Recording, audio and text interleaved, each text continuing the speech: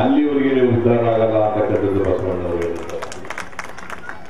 ಹಣೆ ಬರ ಬಂದ್ಬಿಟ್ಟು ಯಾಕಪ್ಪ ಹೀಗಾಗಿದೆ, ನಿಮ್ಮ ಮಗಳು ಯಾಕೆ ರಾಜಕಾರಣದಲ್ಲಿದ್ದಾರೆ, ನಿಮ್ಮ ಮಗಳು ಯಾಕೆ ಡಾಕ್ಟರ್ ಆಗಿಲ್ಲ, ಇಂಜಿನಿಯರ್ ಯಾಕೆ ಅವರು ಭ್ರಮ ಬರ್ಬಿಟ್ಟಿದ್ದಾರೆ. ಇವ್ರಿಗೆ ಯಾಕೆ ಚೇಟಿ ಇಲ್ಲ, ಹಂಗೆ ಇಲ್ಲ, ಇವ್ರಿಗೂ ಭ್ರಮ ಬರ್ಬಿಟ್ಟು ಹಾಗಾದ್ರೆ ಯಾವ ದೇವರಪ್ಪ ಅವನು ಇದ್ದು ಇವೆಲ್ಲ ಅದಕ್ಕೆ ಯಾವುದು ಇಲ್ಲ ಅಂತ. ಕರ್ಮ ಸಿದ್ಧಾಂತ ಏನು? ಹಿಂದಿನ ದಿನಗಳಲ್ಲಿ ಮಾಡಿದಂತ ಪಾಪಗಳಿಗೋಸ್ಕರ ಈ ತರ ಅನುಭವಿಸ್ತಾ ಇದೆಯಾ?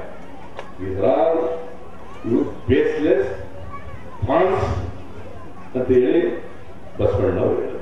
ನೀವು ಅದನ್ನೇ ನಂಬ್ಕೊಂಡ್ರೆ ಮತ್ತೆ ಬಸವಣ್ಣವ್ರ ವಿಚಾರ ಮಾತಾಡಲಿಕ್ಕೆ ನನಗೆ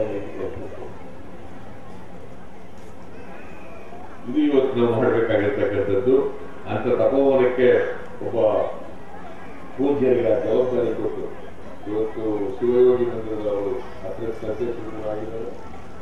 ಅಲ್ಲಿ ಒಳ್ಳೆ ಕೆಲಸ ಮಾಡ್ತಾ ಇದ್ದಾರೆ, ಕೊಟ್ಟೂರಲ್ಲಿ ಒಳ್ಳೆ ಕೆಲಸ ಮಾಡ್ತಾರೆ. ಇಲ್ಲೂ ಕೂಡ ಅವರು ಅವರ ಪ್ರಭಾವದಿಂದ ಇದು ಒಳ್ಳೆ ಕೆಲಸಗಳಾಗಲಿ.